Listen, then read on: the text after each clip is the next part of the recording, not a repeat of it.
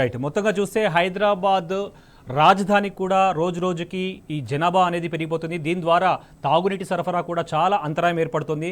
ప్రస్తుతం ఉన్న కాంగ్రెస్ ప్రభుత్వం రాజధాని ప్రజలకు కూడా కనీసం తాగునీటిని ఇవ్వలేని స్థితిలో ఇప్పుడు ఫిబ్రవరి మాసంలోనే కనిపిస్తున్న దీనస్థితి మనం చూస్తున్నాం. దీనికి సంబంధించి మా ప్రతినిధి లివిల్ని అడిగి తెలుసుకుందాం. లివిల్, చెప్పండి, ప్రస్తుతం ఫిబ్రవరి మాసంలోనే ఉన్నాం, ఇంత ఎండ తీవ్రంగా కొడుతుంది, ఒకవైపు భూగర్భ జలాలు ఎండిపోతున్నాయి, ఇటు రాజధానికి కావచ్చు రాష్ట్రానికి కావచ్చు సాగునీటి కోసం ప్రభుత్వం ఎందుకు ఒక కార్యాచరణ నిర్దిష్టమైన ప్రణాళికను ఎందుకు చేపట్టలేకపోతుంది? ఎందువల్ల ఫెయిల్యూర్ అవుతుంది?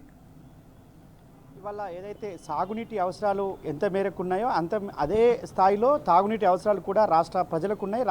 రాష్ట్ర ప్రజలకు ఇవ్వాల్సిన అవసరం కూడా ప్రభుత్వం పైన ఉంది. అయితే ఇవాళ ఆనాడు ముఖ్యమంత్రిగా ఉన్న కేసీఆర్ సాగునీటి రంగాన్ని ఇరిగేషన్లో ఎంత వృద్ధి చెందించారో అదేవిధంగా తాగునీటి అవసరాలను కూడా అదే స్థాయిలో తీసుకొచ్చారు. దానికి ఇటు గోదావరి లింక్ అయిన ఏదైతే ఇటు మల్లన్న సాగర్, కొండపోచమ్మ సాగర్ నుంచి హైదరాబాద్ నగరానికి హైదరాబాద్ దాహార్తిని తీర్చేందుకు పెద్ద ఎత్తున ప్రాజెక్టుల రూపకల్పన చేశారు. ప్రాజెక్టులను నిర్మాణం చేసేందుకు కూడా టెండర్లు పిలిచారు.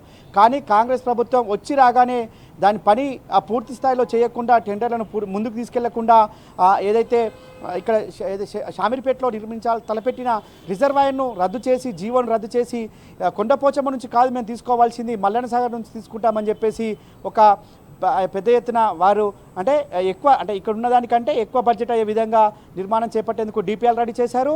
మరోవైపు ఇవాళ కృష్ణా బేసిన్లో ఇప్పటికే ఏపీ ప్రభుత్వం అప్పనంగా వారి ఉన్న వాటా కంటే పెద్ద ఎత్తున కూడా నీటికి తీసుకెళ్తున్న పరిస్థితి కనిపిస్తుంది. అక్కడ కూడా దానిపైన కూడా ఎలాంటి ప్రభుత్వం చర్యలు చేపట్టలేదు. సుంకిశాల కూలిపోయింది, ట్రెండింగ్ వాల్ కూలిపోయి దాదాపు సంవత్సరం దగ్గరికి వస్తుంది. దానిపైన కూడా ఎలాంటి చర్యలు లేదు, ఎలాంటి రిపేర్ చేయలేదు. ఇవాళ నాగార్జున సాగర్లో డెడ్ స్టోరేజ్ వస్తే సుంకిశాల నుంచి నీటిని తీసుకునే అవకాశం ఉండే అలాంటి సుంకిశాలను ఇవాళ రిటర్నింగ్ వాల్ కూలిపోతే దానిపైన ఎలాంటి చర్యలు లేదు, దానిపైన మరమ్మతులు చేయలేదు. అంటే ఖచ్చితంగా ఇటు మన పాలమూరు రంగారెడ్డిని కూడా పూర్తి స్థాయిలో ఇవాళ పనులు చేయలేకపోయింది. 90% పనులు పూర్తయినాయి.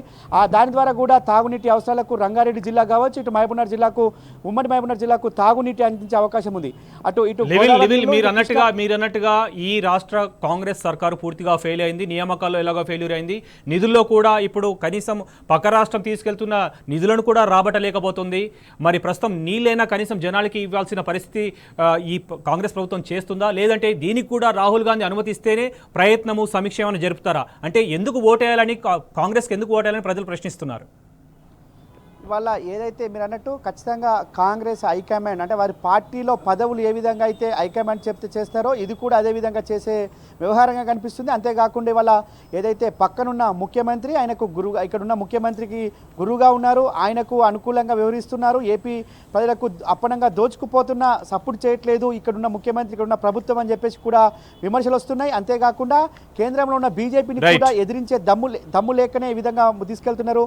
ఖచ్చితంగా సాగునీటి అవసరాల కోసం ఈ ప్రభుత్వంలో చిత్తశుద్ధి లేదు, సమీక్షలు లేవు, నిర్వహణ అసలే లేదు. కాబట్టి ఖచ్చితంగా రానున్న రోజుల్లో హైదరాబాద్ నగరాన్ని దహార్తి తీర్చే లేదు. కాబట్టి ఖచ్చితంగా హైదరాబాద్లకు తాగునీటి కష్టాలు కూడా అయితే ఇప్పటికే పెద్ద ఎత్తున ట్యాంకర్ ద్వారా నీటి కొనుక్కున్న పరిస్థితి కనిపిస్తుంది.